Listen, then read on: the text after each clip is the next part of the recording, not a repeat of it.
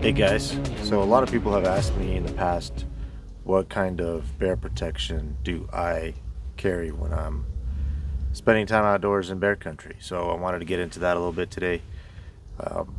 I don't exactly live in grizzly country where the ranch is, but pretty much 360 all the way around there's grizzlies, and pretty much everywhere I hunt, everywhere I hike, huckleberry picking, fishing, all that's grizzly country. So here in northwest Montana, we got one of the highest populations of grizzlies in the lower 48.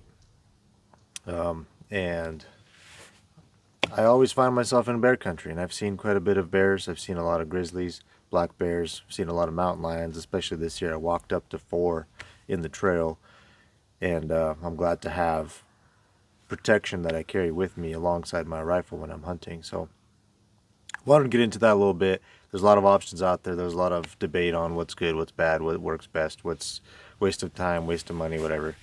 I'm going to share what I carry and my thoughts behind it. So normally when I'm in bear country, this is the backup bear protection I have. If I don't have a rifle in my hands, if I'm just hiking, if I'm fishing or whatever, I still have this handgun. This is a Glock 20, chambered in 10 millimeter auto. Currently this thing is chambered. I'm gonna unload it here in a little bit, but I did quite a few things to this thing to kind of get it to work a little bit better for me for carrying around in the mountains. The first thing is obvious. You can see I have a little lanyard right here. So Glocks have a hole drilled into the, or molded I should say, into the bottom of the grip here, and I just ran this lanyard through, looped it in there, and it's actually very well built lanyard that I've had for years.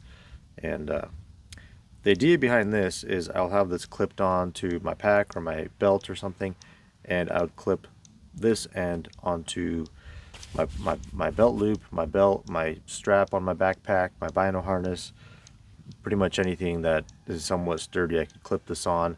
This is a stainless buckle, carabiner type of buckle thing, and it's got a lock on it. So once you clip it on, you don't really have to worry about it ever coming off. And I've never had one of these break on me. So, and this is made by Night Eyes. So sold in like Lowe's and probably Home Depot and stuff. You can get these pretty much anywhere, Walmart. Very heavy duty, very much so worth the money. This lanyard I think I bought on eBay from someone that makes them on there. I think it was like 15, 20 bucks or whatever. Had this for years, and it's basically like paracord with like some kind of a spring in it. This thing has never lost its springiness, whatever you'd call that. It always comes back to how it was, and in my research it's the perfect length for me. So if I have it on my belt and I have it clipped up here, it doesn't get in the way of my hand, and I can draw the gun, and it's like the perfect length for my arm. So it's just got a little bit of tension, but not enough to cause me to have issues with handling the gun. Or I could clip it down on my pants or something. Pretty much same thing. So that's the idea behind that. I have this in a Blackhawk Serpa. I think it's called the CQC. CQC, yeah. Holster on the bottom. I think the says good for Smith & Wesson M&P 45 and a Glock 37, Glock 20 and a 21. So this holster in particular. And then I bought their little attachment here on the back. So it came with the paddle holster and it came with belt loops. But I bought this little swivel clip thing for a belt. So you basically put this inside around your belt, click it, and it stays clicked. And this thing has never loosened up on me even once while hiking and banging it around and dropping it. It takes a little bit of force to open it. I have actually worn this one in from opening and closing this thousands of times, and it's a lot better than when it was brand new, but works great. Hasn't loosened up on me to be an issue whatsoever. And I can clip this right on my belt on my pants, or I could clip it onto my hip belt on my backpack, on my hunting pack. I could clip it onto the top of the pack where the little handle is on the Mystery Ranch. I could clip this on there. That way I have somewhere to put it, and it's not just like hanging out inside my pack somewhere, and if I need to like store it really quickly and safely, I'll just clip it onto the top of that, and I know it's right there. I can keep an eye on it to make sure it's not like pointing in a direction I don't want it to point. Nothing's going to be falling onto the trigger even though it's in the holster or whatever. So I love this clip right here. The downside to some of the other options out there, like the ones that hang on your bino harness, is you pretty much have to have your bino harness on you, wearing it at all times. So you're done hunting for the day, you're in camp, and you don't need your binos anymore, you don't need your rangefinder anymore, you don't need your wind checker anymore. So, you know, naturally I'd want to take that stuff off, but I'd want to keep the gun on me until I'm hitting the sleeping bag. And so having one that hangs on your chest harness, on your bino harness, is not super practical unless it can come off and separate from that and attach a different way so that you don't have to carry your binos. And it's not like you want to just take your binos out just, you know, for to save weight, just so you can have your handgun hanging there, because then your binos are unprotected and just sitting around getting lost or whatever, getting covered up in grass or whatever. So this is the best thing I found for me. The lanyard makes it, you know, so much more safer in my opinion. The reason for that is because if you ever get into a brawling match with a bear and you get pushed over, knocked over, you get your arm bit or whatever, this gun is not getting separated from you. Say you get, you know, there's so many stories of somebody basically grabbing a bear, grabbing you by the leg or whatever, and dragging you 10, 20, 30 feet away or yards away from where you initially got into a fight, and now your gun is left up there. So this will basically keep that gun with you at all times, unless the bear will chew this up or whatever, but you know, the chances of having that gun with you are so much higher.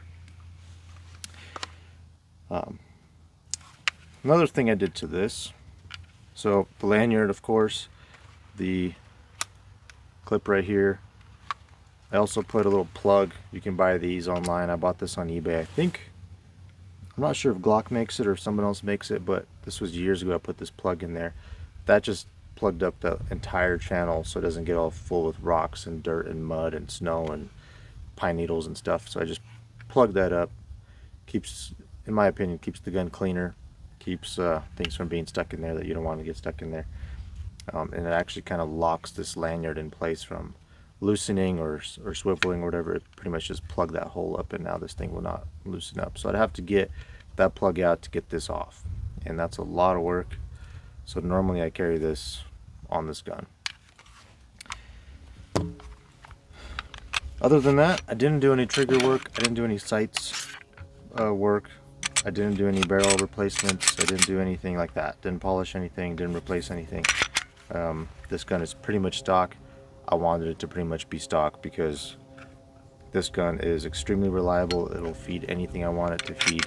It'll shoot anything I want it to shoot, and it just works. So for a bear gun, it's not pretty. It's not a good looking gun. It's not a super flashy gun that I like to show off or whatever, but I just wanted to shoot a bear in case I needed to. So, and it does that. For ammo, so there's obviously quite a bit of options for 10 millimeter.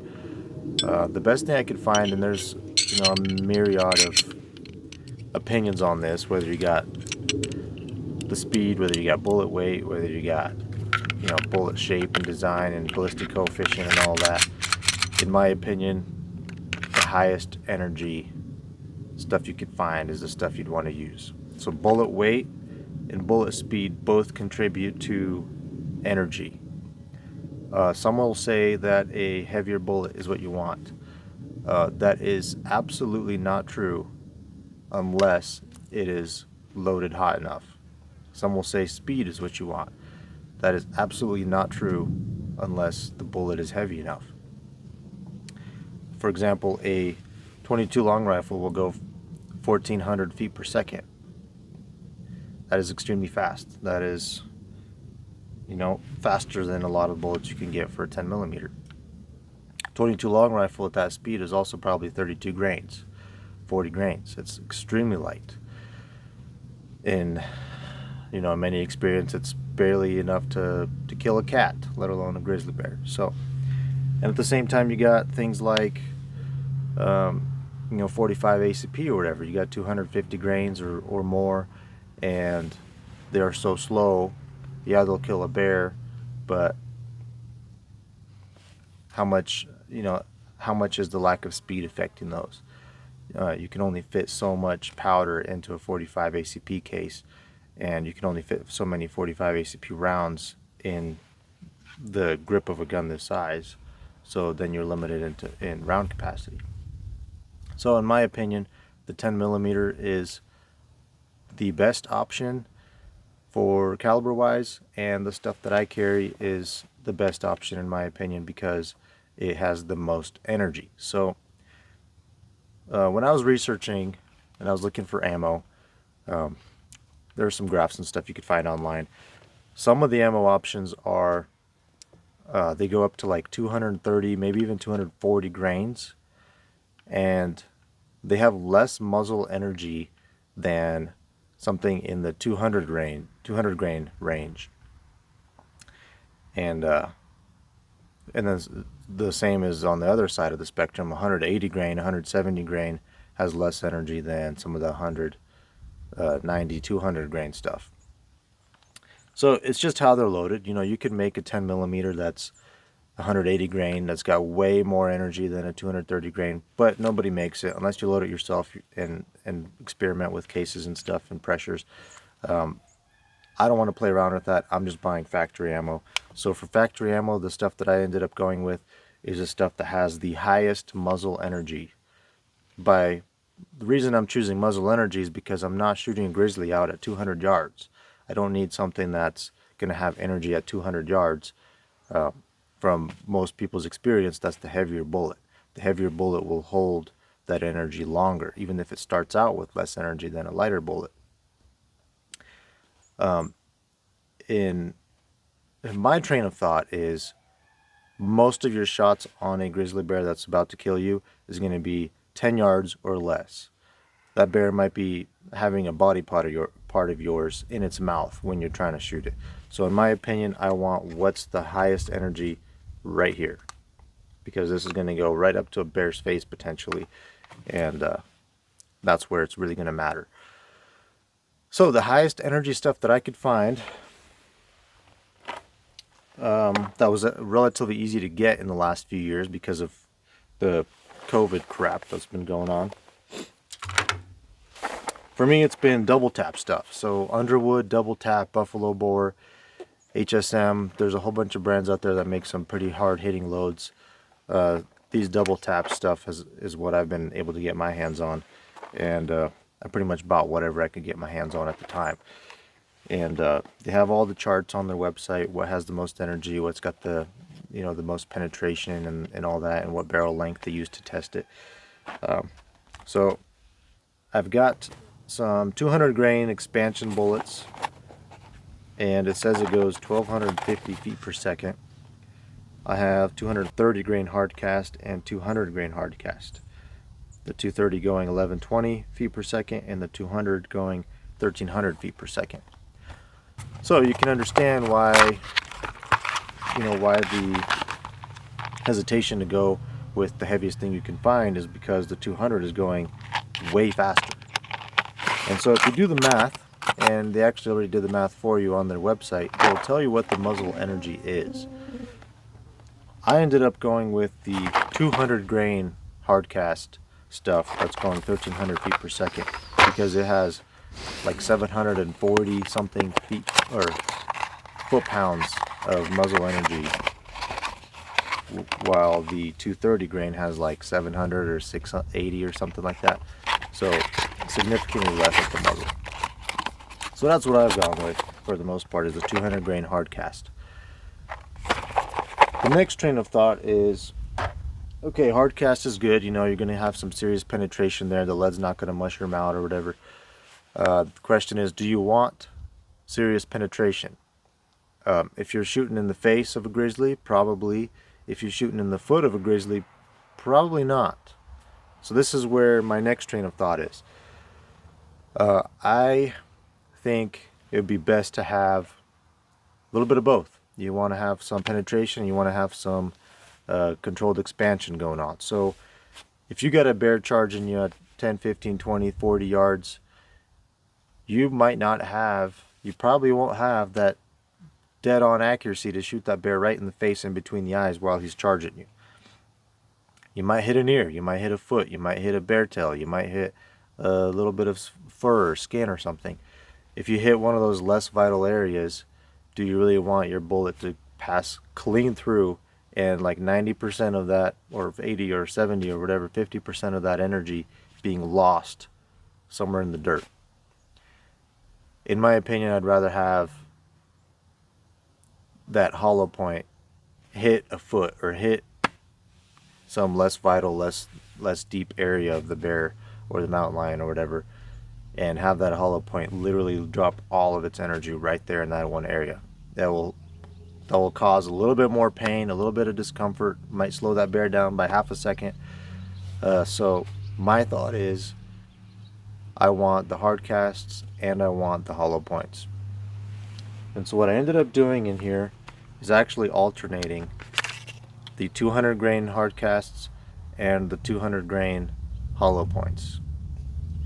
And so the first thing I have in here is a hard cast, the next thing I have in here is a hard cast, and then I got every other one is a hard cast and a hollow point all the way down the mag.